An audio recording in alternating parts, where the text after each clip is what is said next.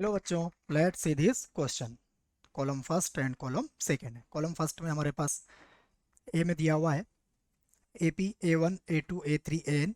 यहाँ पर A1 equal to 5/2 है, A10 इक्वल टू 16 है and A1 plus A2 plus AN आपका 110 है। तो आप सबसे पहले इसकी वैल्यू फाइंड करेंगे और देखेंगे 9 10 11 12 में से क्या आंसर आपका आता है। फिर आप बी को सॉल्व करेंगे और फिर आप सी को सॉल्व करेंगे। देखिए, सबसे पहले हम फर्स्ट ए को सॉल्व करते हैं। ठीक है, तो देखिए ए के लिए हमारे पास क्या क्या गिवन है। ए सॉल्व कर रहे हैं तो इसमें A1 इक्वल टू 5/2 है हमारे पास, A10 इक्वल टू 16 है एंड SN इक्वल टू 110 है। ओके, तो देखिए यहाँ से हम A10 हमारा किसके इक्वल होगा। A10 हमारा होगा A plus 9D equal to होगा हमारे पास 16। तो ये A हो जाएगा हमारे पास 5/2, 9D इक्वल टू 16। तो यहाँ से देखिए 5/2 को आप इधर लाइए तो 9D इक्वल टू 16 माइनस 5/2। तो यहाँ से देखिए डी की वैल्यू फाइंड कीजिए आप। डी की वैल्यू आएगी आपकी 3/2। ओके, ये आपकी डी की वैल्यू आ गई। अब डी की वैल्यू आ गई है, एस एन आपके पास क्या है, एस एन इक्वल टू है 110।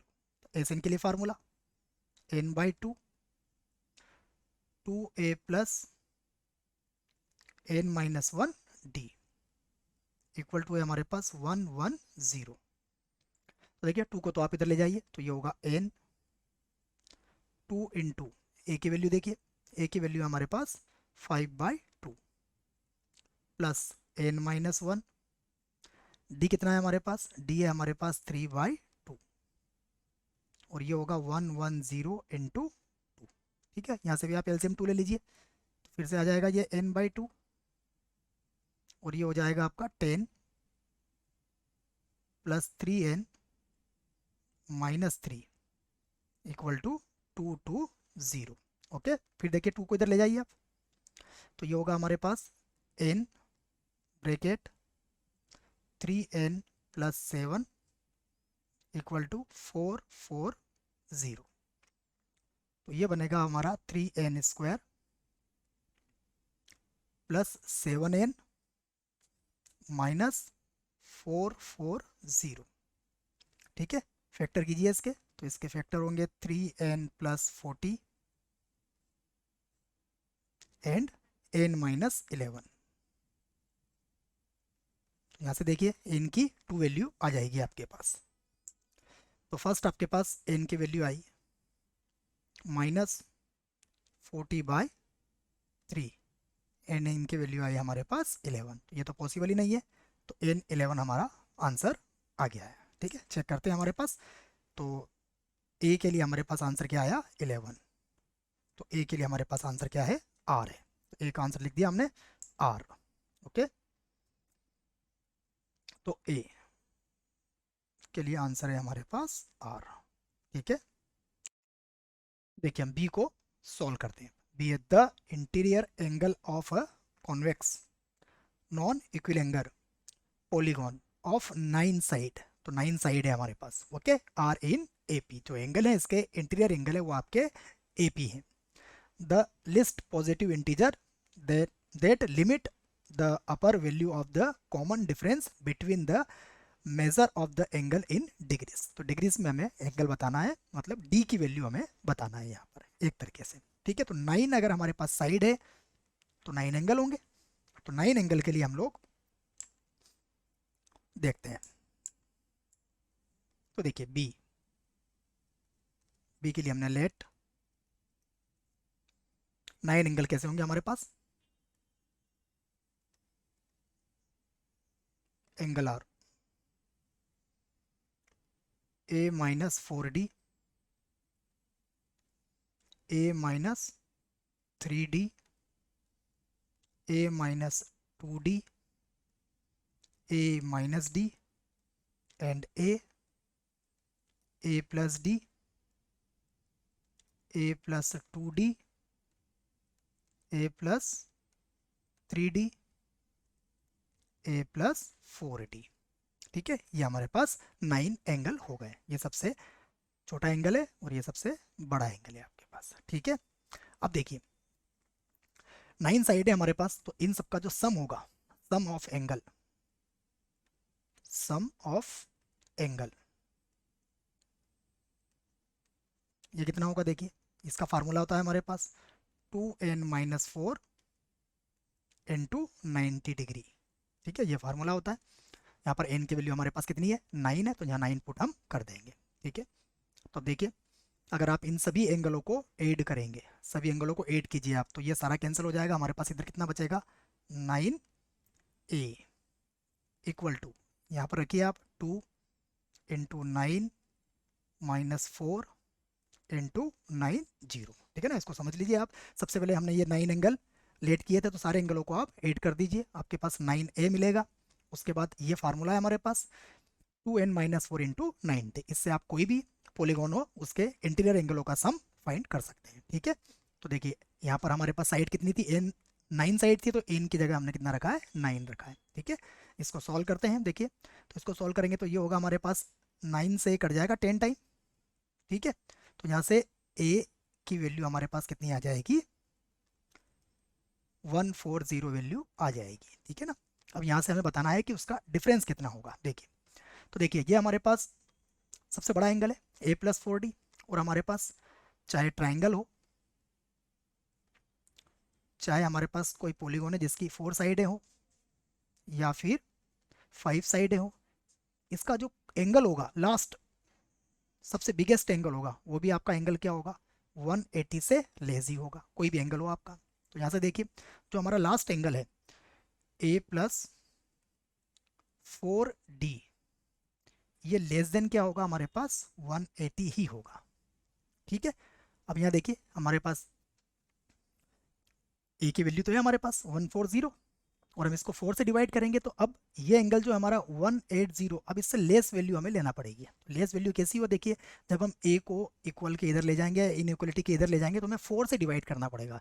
तो 4 से डिवाइड करने वाला d हमें चाहिए। तो देखिए यहाँ से हम क्या करेंगे? a plus 4D less than, अब यहाँ पर हम 179, 178, 177 भी नहीं लेंगे, हम यहाँ पर लेंगे 176, क्योंकि ये 4 से डिवाइड हो जाएगा। ठीक है, तो यहाँ से हमने ये इसको हटा के हम इक्वल टू का साइन ले लेंगे। ठीक है ना, हमने लेस देन लिया था यहाँ से, तो ये इसको हम हटा देंगे और यहाँ पर आ जाएगा हमारे पास इक्वल टू का साइन। ठीक है ना, ये आप एक बार और एक्सप्लेन कर रहा हूँ मैं आपको। a प्लस 4D, अब यहाँ देखिए आप अगर a की वैल्यू 140 रखेंगे तो 180 तो हम ले नहीं सकते हैं, क्योंकि 180 अगर हमने लिया तो फिर तो वो कोई पॉलीगॉन ही नहीं होगा, वो तो एक सिंपल स्ट्रेट लाइन हो जाएगी। इसलिए हमने 180 से हमें एक वैल्यू कम लेना पड़ेगी। ठीक है ना, और लेकिन उसको 4 से डिवाइड भी करना पड़ेगा, इसलिए हमने इसको 176 लिया है। ओके, तो यहाँ से देखिए आप a की वैल्यू कितनी है हमारे पास? a की वैल्यू है हमारे पास 140 and 4D and 176। Okay, then 4D equal to होगा 36, देन d इक्वल टू होगा 9। ठीक है, अब चेक करते हैं हम कि 9 है हमारे पास या नहीं है। तो 9 हमारे पास क्या है? तो b के लिए हमारे आंसर क्या हो गया? p हो गया। ठीक है, तो b का आंसर हमारे पास कितना है? p है।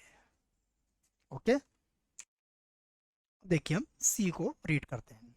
c हमारे पास फॉर इन इंक्रीजिंग जीपी, तो ये हमारे पास a1 a2 a3 an है।